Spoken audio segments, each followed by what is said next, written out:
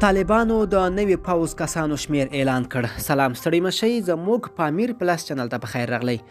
د افغانستان پخوانی پوځ تیت پرک شو. اوس اړتیا لیدل کیږي چې یو نوی پوځ رامنځته شي. نوی حکومت وایي چې دوی ژمن دي چې یو قوي او غښتلی پوځ رامنځته کړي. د افغانستان لوی درستیز پرون وویل چې د تیر حکومت د پوځ کسان بیرته په خپلو لیکو کې نیسي. نه یوازې هغه کسان په نیول کیږي چې لوړې مسلکي زده کړې لري او په فساد کې نه وي ښکېل. د نوي پوځ د تشکیل او جوړېدو په هکله خبرې ډېرې دي. ډېری کسان دا فکر کوي چې د نوي پوځ مالي منابع په څنګ پوره کیږي. د دې پوځ تشکیل به څومره وي؟ د ملي پوځ شمیر خبره مهمه ده.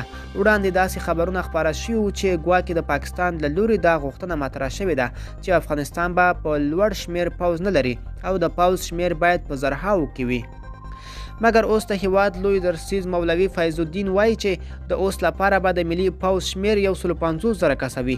د مولوي فیض الدین په خبره د تیر پوځ مسلکي او هغه کسان چې په فساد کې نه وي ښکېل بیرته جذب کیږي. تر دې وړاندې د کورنیو چارو وزیر ویان قاري سعید خوستي هم ویلي و چې د پخواني پوځ کارکوونکي دې بیرته خپلو دندو ته حاضر شي. که څه هم هیوادوال د طالبانو د عمومي عفوې خوښې ښکاري، خو وایي چې په ډیرو ځایونو کې طالب وسلوال د خپلو مشرانو خبرې ته دومره توجه نه کوي او د پخواني حکومت ځینې نظامي کارکوونکي شکنجه کوي او ځینې بیا ان وژني.